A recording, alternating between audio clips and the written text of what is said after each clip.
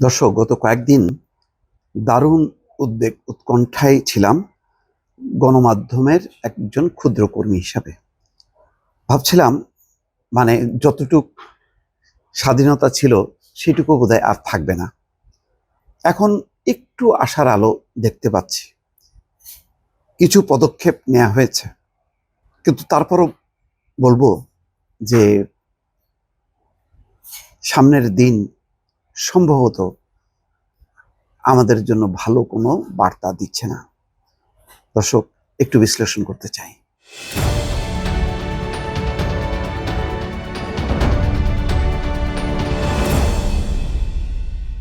আজকের কিছুক্ষণ আগের যে খবরগুলো আমি কয়েকটা শিরোনাম যদি আপনাদেরকে শোনাই, তার প্রেক্ষিতে কথা বলি।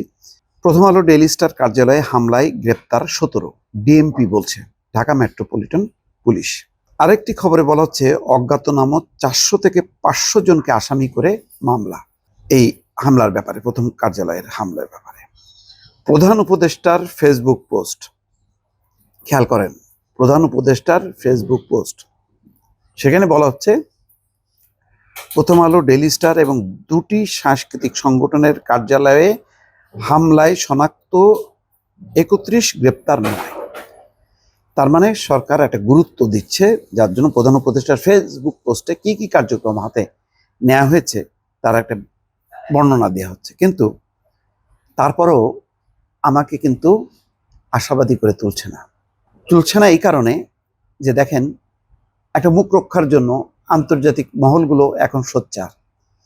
যেখানে হাদির বিষয়টা মানে সামনে থাকার কথা, হাদির এই খুনিরা কেন ধরা পড়ছে না, কোথায় তারা, পুলিশ কি করছে, সেই ঘটনাকে এখন চাপা দেওয়া হয়েছে।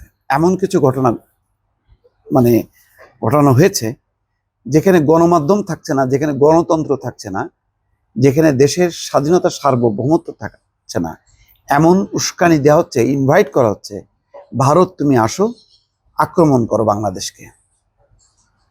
এরকম অবস্থায় আমার এই পদক্ষেপগুলো যথেষ্ট মনে হচ্ছে না। কেন মনে হচ্ছে না? কালকে নুরুল কবিরের নিউজ পত্রিকার সম্পাদক, যিনি আক্রান্ত হয়েছেন ডেইলি স্টারের কর্মীদের পাশে সংহতি প্রকাশ করতে গিয়ে বা তাদেরকে রক্ষা করতে গিয়ে,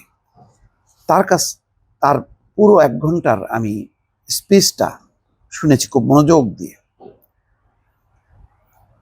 সেখানে তিনি পরিষ্কারভাবে বলেছেন সরকার চেষ্টাই করেনি।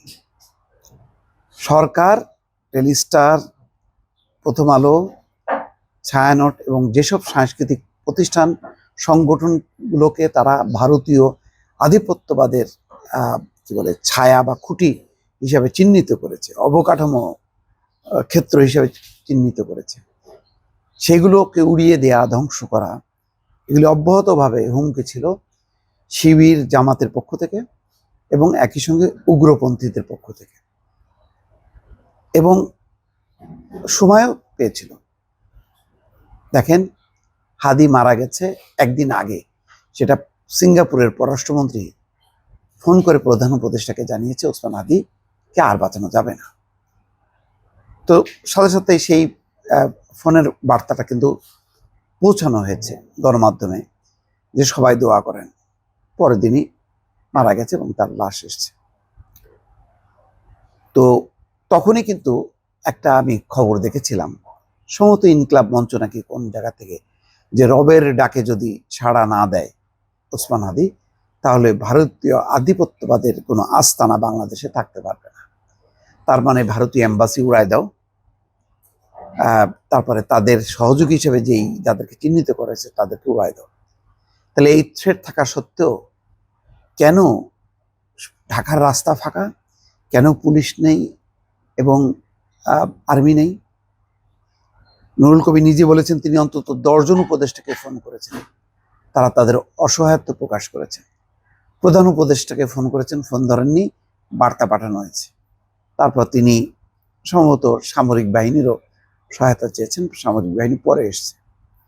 কিন্তু ততক্ষণে পরিস্থিতি এমন যে 30-31 জন সংবাদকর্মীকে পুড়িয়ে মারার একদম আয়োজন। আর্মির যে বেষ্টনী সেটা ভেদ করে তারা যেতে চেয়েছে এবং যাদেরকে একজনকে উদ্ধার করে আনছিল তার উপরেও চড়া হয়েছে এবং তাদের উদ্দেশ্য ছিল ওই 30 জন সাংবাদিককে পোড়ায় মারা। যেভাবে ময়মনসিংহের ভালুকায় দীপু চন্দ্র দাসকে পোড়ায় মারা হয়েছে, ওই একই পরিকল্পনা বাস্তবায়ন করার চেষ্টা করেছে তারা ঢাকাতে।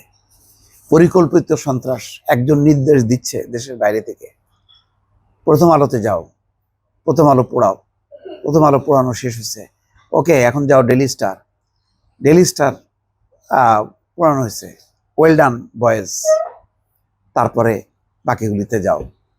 এবং একযোগে দেশের বাইরে থেকে এবং দেশের ভেতর থেকে কারা কারা জড়িত সোশ্যাল মিডিয়াতে জাস্ট সার্চ করলে পাবেন। এবং এই সময় অস্বাভাবিকভাবে নীরব। কেন নীরব?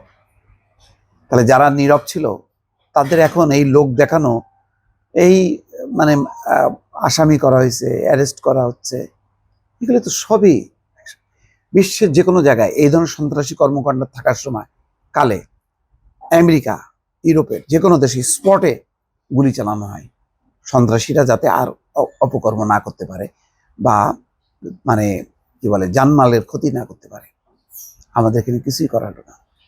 এখন ওই আদো এতে এই যে একটু আসেন, একটু অ্যারেস্ট করেন, এই আদালতে নিলেই জামিন হবে। এই যে তোয়াজ করা, তোষামত করা ভয়ঙ্কর একটা পরিস্থিতির দিকে নিয়ে যাওয়া হয়েছে। ভারতের বিরুদ্ধে এমন কথাবার্তা বলা হচ্ছে, যাতে ইনভাইট করা হচ্ছে, ভারত তুমি আসো, এবং সেই সাথে যারা আওয়ামী লীগের পালিয়ে আছে তারাও যাতে চলে আসে। একদম পরিষ্কার দিবালোকের মতো। কালকে নুরুল কবিরের এই মতামত বা বক্তব্য আমি পরিষ্কারভাবে শুনলাম এবং আমি কনভিন্সড, এবং আজকের এই পদক্ষেপগুলো আমাকে একটু আশার আলো দেখাচ্ছে, জাস্ট মুখ রক্ষা, কিন্তু আমাকে আশাবাদী করছে না। দর্শক ভালো থাকবেন, আল্লাহ হাফিজ।